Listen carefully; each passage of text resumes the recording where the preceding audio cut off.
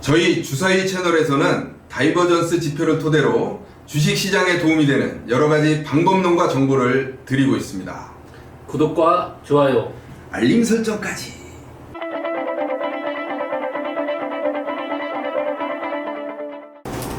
어제 날짜가 1월 29일이었는데 엄청 시장이 폭락을 했습니다.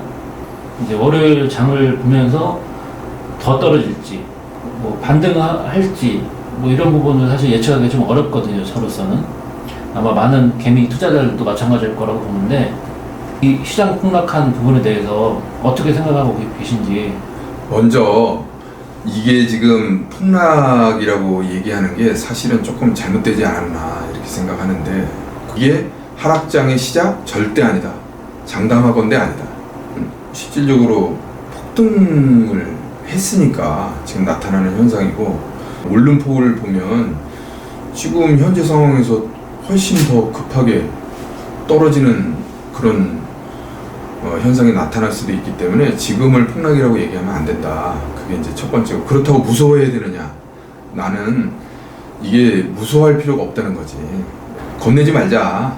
대응만 잘하면 얼마든지 이런 부분은 슬기롭게 넘길 수 있다. 지금 사실 상승장만 경험해본 사람 입장에서 봤을 때는 이게 배울 게 없었거든. 잘만 들어가면 뭐 계속 시장이 밀어 올려줬으니까. 그러나 이런 조정이 왔을 때야말로 실질적으로 자산 배분 왜 해야 되는지, 손절매가 필요하다면 손절매 왜 해야 되는지 이유를 명확하게 알 수 있는 거니까 오히려 좋은 기회가 된다. 좀 전에 그 자산 배분, 그리고 뭐 손절, 뭐 이런 것들이 중요하다라고 말씀을 하셨잖아요. 근데 저는 사실 지금 물려 있거든요.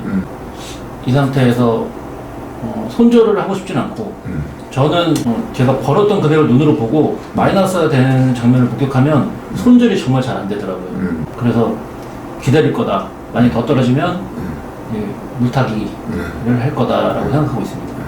어떻게 보면 굉장히 좋은 전략이라고 할 수도 있고, 모든 사람들이 물타기는 사실 위험한 거라고 얘기하고 있지만 이 전략적인 측면이 있어야 된다고.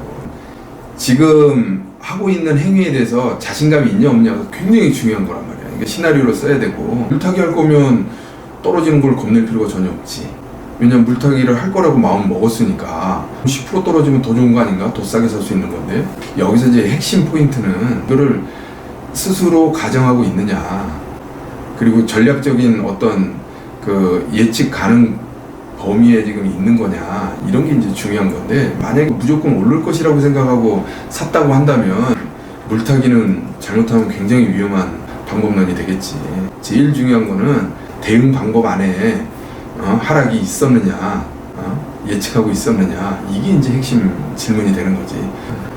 자산 배분은 결국 전략적인 시나리오 안에서 나온다라고 이해를 하면 맞는 거겠죠? 그럼 소장님께서 하시는 그 전략이 이 대응 전략이신 거잖아요.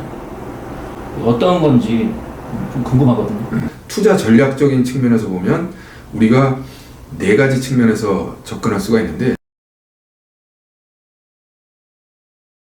첫째, 그 시장을 정확하게 파악을 한다. 다이버전스 지표로 시장을 파악하게 되고, 둘째, 그 종목을 선정해야 되는데, 이거는 추세 매매의 어떤 기법을 활용하는 건데, 이제 상승 추세 초입에 있는 부분을 쫓아가겠다. 이런 종목을 선택하는, 선정하는 이런 방법론이 있는 거고, 세 번째는 종목을 선정하고 시장을 어떻게 되는지 알았다 그러면 당연히 진입하는 시점을 찾아야겠지. 그래서 우리는 언제 진입해야 되느냐, 언제 매수를 해야 되느냐, 매수 타이밍에 대한 부분이 있을 거고, 그 다음에 이제 마지막으로 오늘 얘기한 자산 배분에 대한 부분이 있지. 근데 사실은 1, 2, 3번은 어떻게 보면 간단하게 끝날 수 있는 부분인데, 이 4번 자산 배분의 부분은 이 굉장한 노력과 그리고 경험이 필요하다고. 실질적으로 자산 배분 잘못 얘기하면 되게 웃겨요.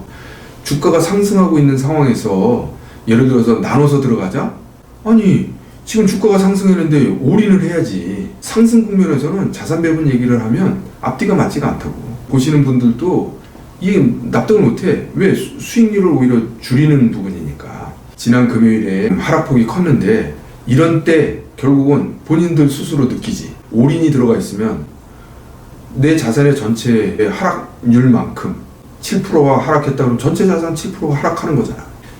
맨 마지막에 얘기한 자산 배분은 굉장히 중요하면서도 시점에 따라서 필요할 수도 있고 아니면 약간은 변형해야 될 수도 있고, 이 부분은 내가 다음에 시간이 되면 국면별로 좀 자세하게 설명할 기회가 있을 거라고 생각해. 그 말씀을 들어보니까 앞으로 저희가 배우게 될 거가 굉장히 기대가 되는데요. 보통 사람들은 사실 주식을 배울 수 있는 기회가 그렇게 많지는 않거든요.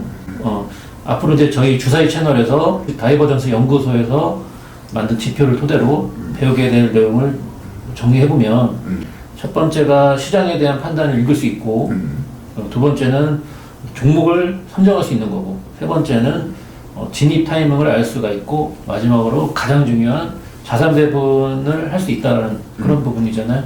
성공 확률이 높다라는 측면에서 접근할 수 있는 그런 기법이니까 우리가 같이 연구해 나가면서 발전시켜 나가면 좋은 결과를 거둘 수 있지 않을까. 저희가 알고 있는 거는 알려주고, 저희가 보지 못하는 것은 또 저희가 배울 수 있는 거고. 네. 다음 컨텐츠에서 촬영하게 될 내용은 혹시 어떤 건지 미리 좀 알 수 있을까요?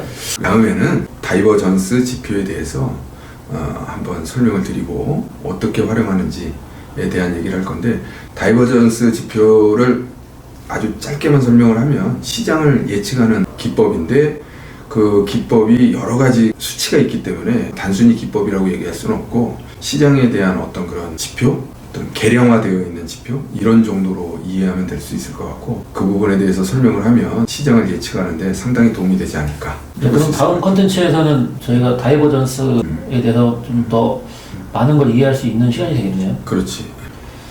네, 긴 시간 말씀해 주셔서 감사드리고요. 긴 시간 시청해 주신 시청자분들도 감사드립니다. 수고하셨습니다.